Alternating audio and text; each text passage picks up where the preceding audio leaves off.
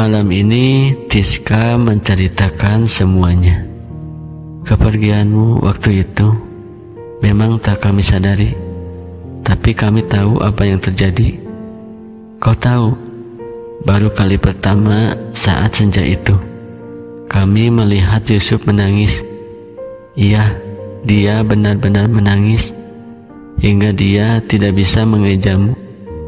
Tiska mengusap matanya, menghela napas sejenak. Aku pun terdiam, menunggu Tiska menjelaskan kembali. Dia tak bisa menentukan pilihan, Yul. Dia harus pergi, dan dia tidak ingin melukaimu. Yang kami tahu, dia sangat mencintaimu. Air mataku bercucuran. 3 tahun kami bersama. 3 tahun kami tahu perasaan masing-masing. Tapi semua serasa berakhir dengan duka. Aku mengabaikannya. Aku terlalu yakin dia tidak akan pernah meninggalkanku. Aku menyakitinya tanpa mampu kuhitung berapa kali aku melakukannya. Air mataku kian deras. Lantas apa yang sekarang bisa aku lakukan? Dia tidak bisa berpesan apapun saat itu. Dia hanya menangis di hadapan kami. Dia tidak bisa memilih. Maafkan aku, Yul. Aku menjaga semua ini karena ini pun permintaan Yusuf. Dia tak ingin melukaimu. Jeda Tiska terdiam beberapa detik hingga ia pun melanjutkan ceritanya. Tadi pagi secepat kilat aku mendatangimu. 5 menit setelah aku membaca pesan singkat dari Yusuf. Dia ingin bertemu denganmu untuk terakhir kali. Dia ingin sekali bertemu denganmu, Yul. Sekedar mengucapkan kata perpisahan. Tapi waktu begitu himpit. Tak ada jeda sedikit pun dalam 24 jamnya selama 1 minggu. Banyak hal yang harus dia urus, termasuk merencanakan pertemuan terakhirnya denganmu. Tapi kau tahu kan bagaimana perasaan orang tua Yusuf? Mereka sangat disiplin. 10 jam dari 24 jam yang dimiliki oleh Yusuf ia gunakan untuk les bahasa Prancis dan bahasa Inggris. Kau tahu, selama 1 minggu 5 jam yang tersisa ia gunakan untuk belajar ilmu fisika. Itu pun selama 1 minggu. 5 jam lainnya ia gunakan untuk mengikuti berbagai kegiatan untuk melengkapi persyaratan kuliahnya di Paris. Kamu tahu kan dengan semua rencananya itu? Dan 4 jam tersisa ia gunakan untuk memikirkanmu. Bahkan mungkin dalam setiap detiknya kamu yang ada dalam pikirannya. Bukan lagi tentang Paris. Apa arti mimpinya ia gapai jika cita-cita terbesarnya justru ia lepaskan? Penjelasan Tiska sungguh menusuk hatiku.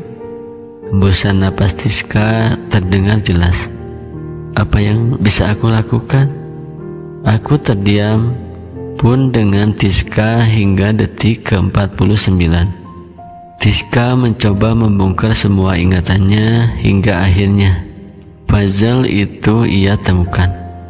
Dia akan mengirimkan email padamu setelah dia sampai di Paris.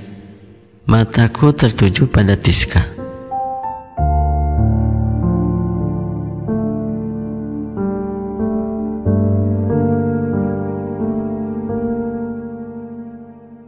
Aku segera masuk kamar mengecek semua email masuk.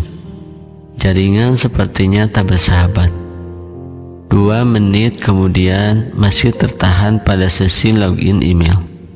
Dan tepat email yang paling atas, yusuf@gmail.com.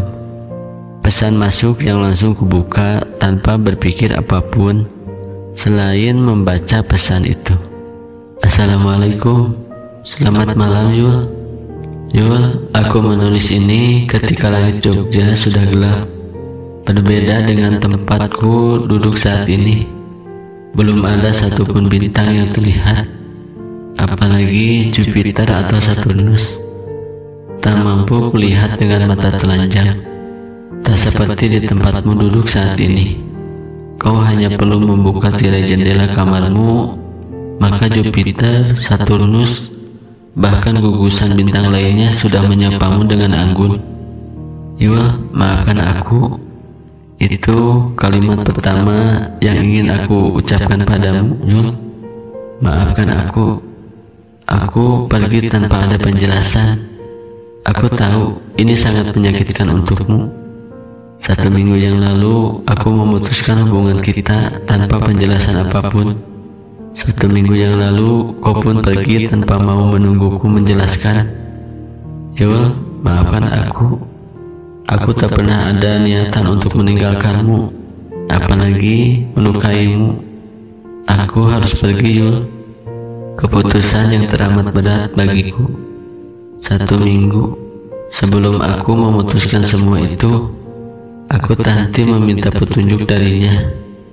Aku pun tak henti menimbang segala keputusan yang membuatku semakin dilema. Yul, maafkan aku ya. 3 tahun memang bukan waktu yang sebentar. Aku bahkan tak pernah mengungkapkan perasaanku padamu.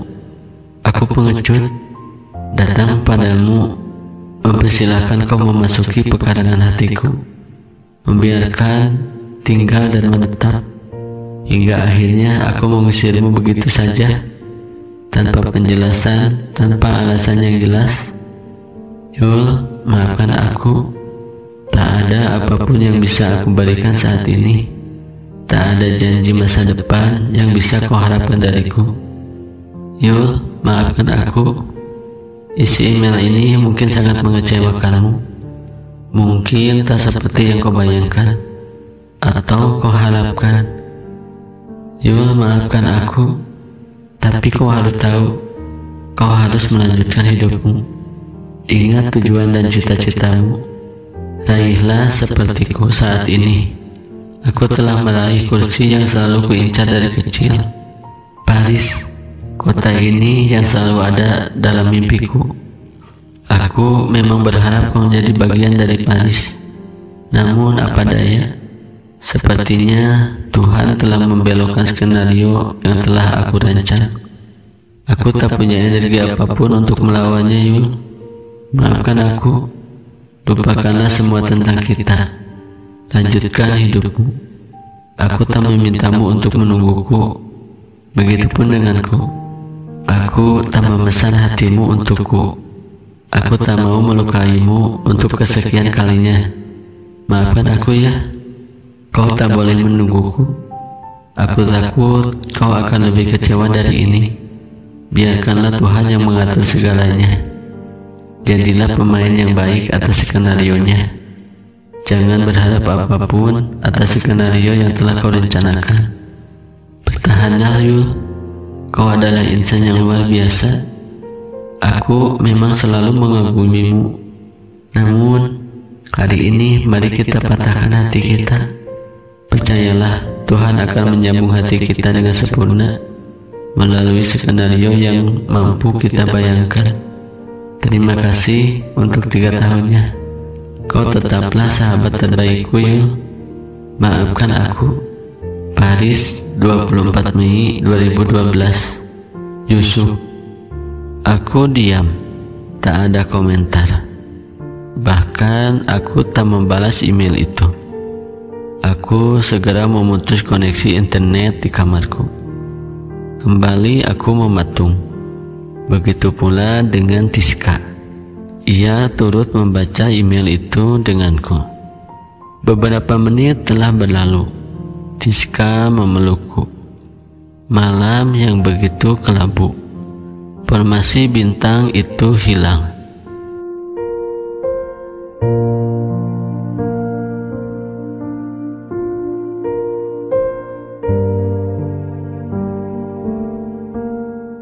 (2013) 1 tahun sudah aku kuliah.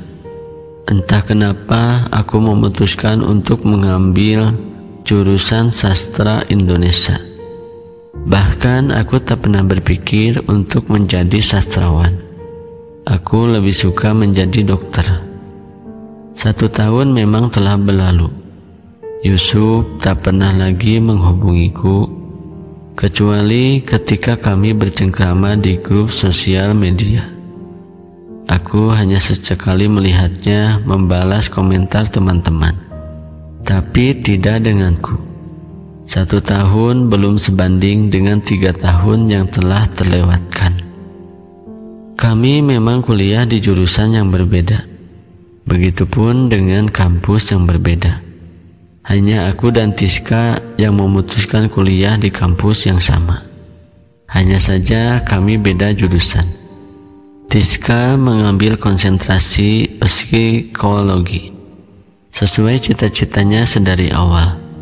Ya, di antara kami bertujuh, hanya aku yang tidak sesuai. Yusuf dengan fisikanya, Aldo dengan teknik sipil, Ria dengan perawat, Pani dengan seni rupa, dan Radit dengan ilmu hukum. Semua memang tak menyangka dengan keputusanku. Jauh sekali. Dokter yang berbelok menjadi sastrawan. Namun Yusuf turut berperan di sini. Sejak email 1 tahun yang lalu itu, aku memang lebih sering murung di kamar, tanpa tahu apa yang sebenarnya aku pikirkan. Email itu membawa hikmah bagiku. Aku pun lebih sering mencurahkan kegundahanku dengan menulis. Hingga aku memutuskan membuat sebuah blog dengan username YouStory. Hampir semua tulisanku memang tentang Yusuf, tentang kesedihanku yang mendalam, tentang pengharapan yang tak berujung, tentang hati yang pernah patah, tentang cinta yang pernah salah. 2 bulan mengisi masa liburan, tulisanku telah menjamur. Hingga akhirnya aku memutuskan untuk masuk jurusan sastra Indonesia. Namun ini tak sia-sia. 1 tahun terakhir ini, banyak karya yang sudah aku terbitkan. Royalti yang kudapatkan pun aku tabung. Aku juga termasuk mahasiswa berprestasi. Duniaku telah berubah, dan Yusuf, ia tak pernah berubah di hatiku.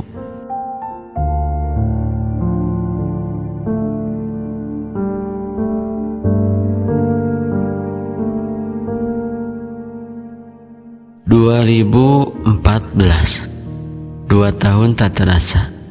Aku tak pernah bertemu lagi dengan Yusuf. Bahkan aku pun sudah tak mengenal rasaku terhadapnya. Banyak yang datang dan menghampiriku. Banyak, hingga Tiska sering mendapat teror untuk membantu mereka mendekatiku. Tak ada niatan atau entah apa yang aku rasakan. Mereka ku tepi satu persatu. Alasanku sederhana. Aku hanya ingin konsentrasi dengan duniaku kini. Aku tak mau patah hati untuk kedua kalinya. Patah yang dulu pun belum kusambung. Bagaimana aku bisa mematahkannya lebih parah lagi? Malam bertabur bintang. Aku menghabiskan waktuku di kamar. Angin berhembus pelan. Tirai jendelaku bergerak perlahan. Kursorku berkedip. Kuhentikan aktivitasku. Jupiter, Saturnus, dan gugusan bintang. Mereka tertata rapi di angkasa. Yusuf, hatiku berucap akan namanya.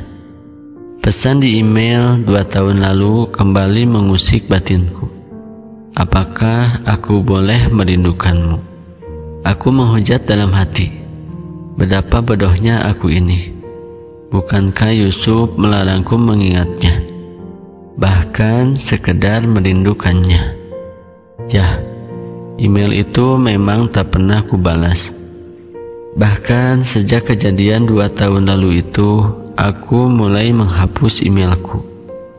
Aku membuat yang baru dan berharap tak ada niatan untuk membuka email itu lagi. Formasi bintang di angkasa menjadi saksi kegundahanku malam ini. Reruntuhan waktu telah mengubur semua kenangan. Tak ada lagi rindu yang boleh tertuang dalam hati. Pada siapa lagi rasa rindu yang harus mencari yang dirindukan, sedangkan waktu tak lagi berpihak padanya. Denting jam tak lagi sekuat deguban rindu dalam hati. Namun apa daya, ketika rindu adalah lawan yang telah kalah, tak ada lagi rindu yang tersimpan, tak ada lagi kenangan, tak ada lagi tentangmu.